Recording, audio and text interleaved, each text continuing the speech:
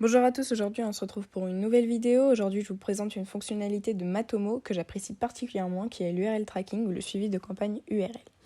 Pour moi il est important de suivre ces liens. Pourquoi? Tout simplement car tous les liens réalisés par vos partenaires sur les réseaux sociaux ou encore dans vos emailings, vous aurez du mal à les repérer facilement dans vos statistiques et le trafic généré par ces liens.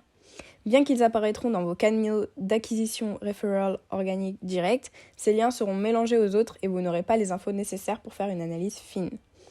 Donc grâce au suivi de campagnes URL dans Matomo Analytics, vous pourrez suivre facilement vos campagnes marketing, donc les liens dans vos emails, les liens sur les réseaux sociaux, les PDF, les QR codes et bien d'autres.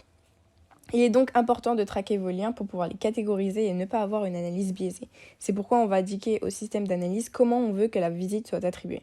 Cela est possible grâce au suivi de campagne URL. On va ajouter tout ou partie des paramètres qui s'affichent sur votre écran. Donc vous avez campagne, mots-clés, contenu, source et médias.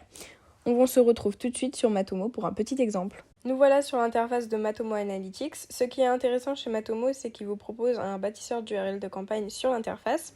Donc voilà, vous avez 6 paramètres à remplir. Il faut ajouter une extension pour avoir les 2 autres paramètres en plus, si je ne me trompe pas, qui s'appelle Marketing Campaigns Reporting. Donc voilà, moi j'ai ajouté du coup l'URL de la page qui est obligatoire, un nom de campagne qui est aussi obligatoire, et puis LinkedIn en source de campagne et social en média de la campagne, car je vais ajouter ce lien sur LinkedIn.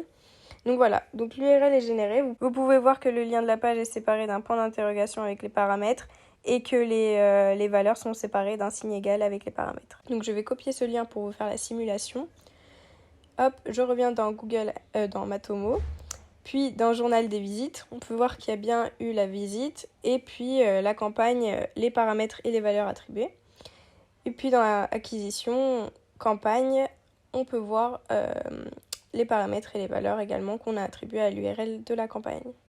En ce qui concerne les bonnes pratiques, n'incluez que les balises si nécessaire. Il ne sert à rien d'inclure les balises dans vos recherches naturelles, ils s'affichent déjà dans vos rapports. Créez les liens avec le générateur d'URL afin de ne pas vous soucier de la syntaxe.